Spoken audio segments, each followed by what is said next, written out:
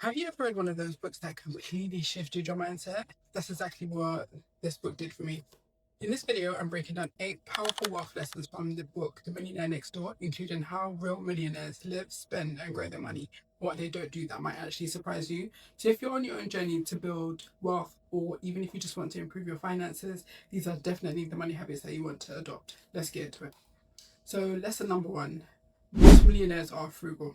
So in the book it says, what are 3 words that profile the affluent? Frugal, frugal, frugal. Webster's defines frugal as behavior characterized by or reflecting economy in the use of resources. The opposite of frugal is wasteful. We define wasteful as a lifestyle marked by lavish spending and hyper consumption. Being frugal is the cornerstone of building wealth.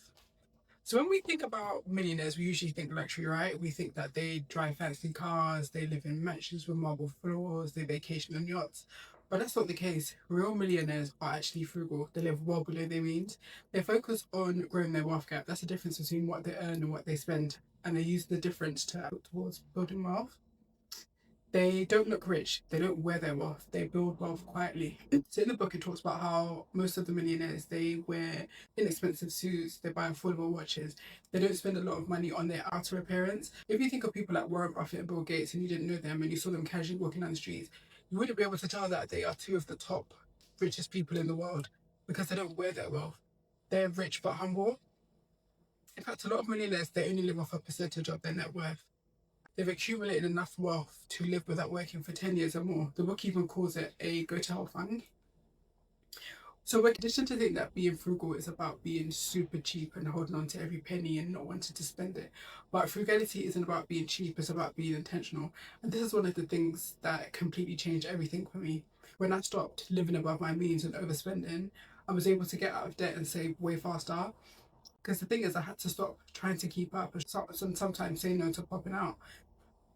I reduced my non-essential expenses. I used the extra money that I had to put towards saving and investing. And the thing is, you don't have to cut out everything. You could just focus on cutting out the non-essential expenses and use that money to save and invest. And that's how you build wealth. Lesson two, they budget their time, energy, and money. So here's a quote from the book. There is an inverse relationship between time spent purchasing luxury items and the time spent planning one's financial future. So real millionaires, they don't just budget money, they budget their time and their energy too. They're intentional. They track, plan, and give every dollar a purpose. So in the book, it actually talks about how a lot of millionaires, they budget diligently. They spend a lot of time on financial planning. They spend nearly twice as many hours planning their financial decisions compared to the average person. They spend less time shopping and more time educating themselves about investments and preparing for the future. And it shows. But I think a lot of people, they don't want to budget because they automatically think that they have to give up things and that means restriction. And I used to do this too. I actually avoided budgeting because I thought, oh my God, I'm going to have to give up Sunday brunches and going to concerts and festivals. But it actually was the opposite. It gave me peace of mind. Knowing I could pay my bills, save for the future, and still enjoy life.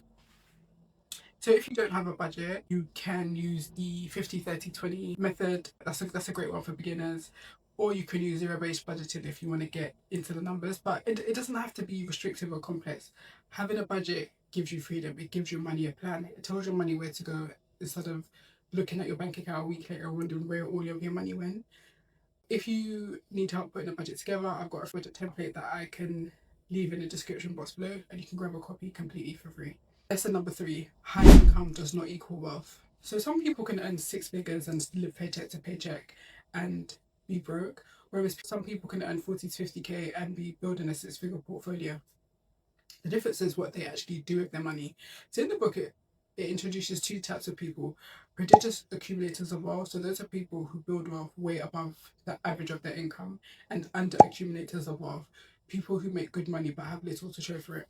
This is the formula they use. Your expected net worth equals your age times your pre-tax income, so that's your gross annual income, divided by 10. If your net worth is more than 2 times that number, then you're a prodigious accumulator of wealth. If it's less than half, then you're an under accumulator of wealth. So here's an example. Let's say that you're 35 and you earn 80K, right? It will be 35 times 80,000, which equals 2.8 million divided by 10, which is 280,000. If your net worth is over 560K, then you're a prodigious accumulator of wealth. If it's under 140K, then you are an under accumulator of wealth. See, wealth isn't about what you earn, it's about what you keep and what you grow. And I totally agree with this because even when I wasn't earning that much money, I could only afford to invest £250 each month.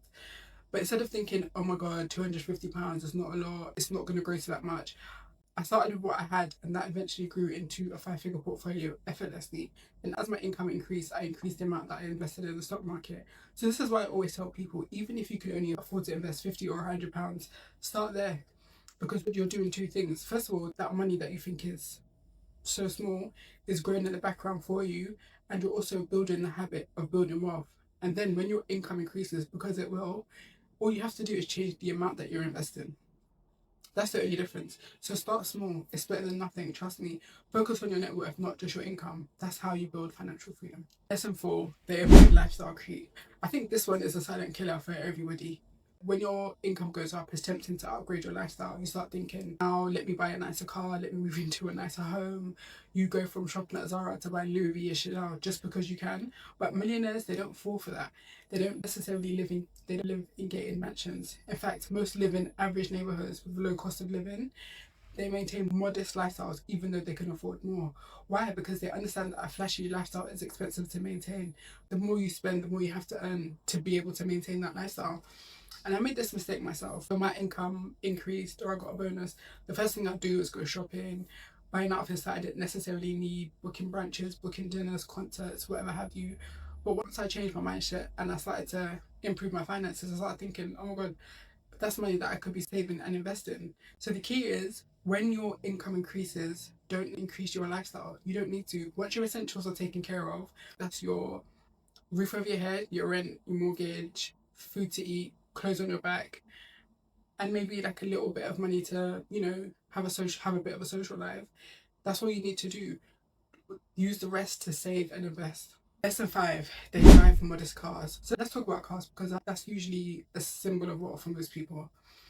In the book, it says they believe financial independence is more important than displaying a high social status. Over 60% of millionaires drive cars that are over 3 years old.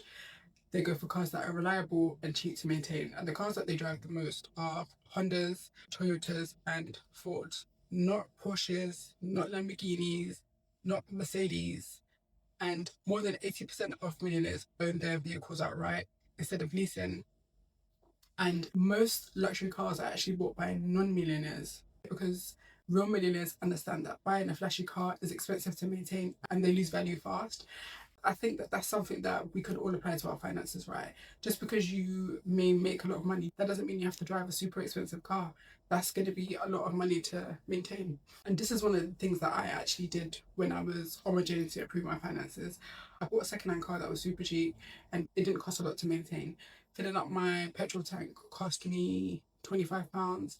Car tax was like £30. Insurance was cheap. Even maintenance, all I would have to do was get it MOT'd in the service because it was a reliable car. And I know that people used to look at me sideways, be like, oh, she earns good money, why is she driving that car? But I didn't care. All I was focused on was improving my finances, and having a cheap car saved me so much money, and I used that money to save and invest. So at the end of the day, a car is a tool. As long as it can get you from A to B, that's what it needs to do. It doesn't have to have all the bells and whistles. Lesson 6, they raise financially responsible kids. So in the book, it talks about a concept called economic outpatient care. And that's where parents give their adult kids money consistently. So that can look like giving their kids money to buy a home or a business or just actual cash gifts consistently. But most of the time, it creates dependency, not discipline. Kids who receive economic outpatient care tend to spend more than they earn, save and invest less, and struggle to manage their money. And also, if the parent is a under accumulator, well, so they tend to buy a lot of luxury and not manage their money well, the kids tend to adopt those same bad money habits. Real millionaires, the prodigious accumulators of wealth, they teach their kids how to budget, save, and make financial choices. They lead by example. And this was even true for me. Now, I did not grow up with a lot of money. I grew up in a low income household. One of the things my mum always told me was to save.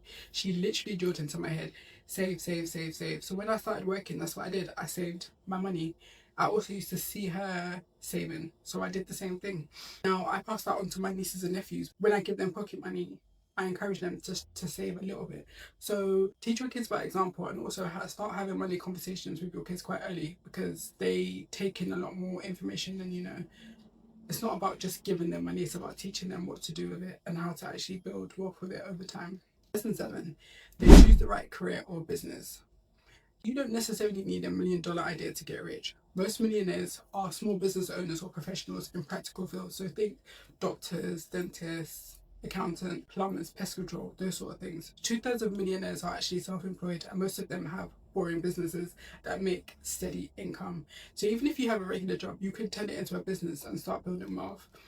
One of the things that surprised me in this book is that teachers are actually one of the most common professionals to build wealth. And why? It's because they are frugal, they live simply, and they consistently save and invest long term, even on a modest salary. And if you think about it, teachers tend to have the same or similar jobs for decades consistently, which builds up a nice pension fund. So even if you work 9 to 5 and you don't necessarily make a high salary, you can still build wealth if you do the right things with your money. And many millionaires actually turn their skills into a business, even if they've started with a regular 9 to 5. So my point is, you don't necessarily have to have a high-paying job or a fancy job title to become a millionaire. You just need to work with what you have and build consistent habits and monetize what you know. Lesson 8: most millionaires are self-made. Now, contrary to popular belief, most millionaires don't inherit money. They weren't necessarily lucky. They built their wealth from scratch.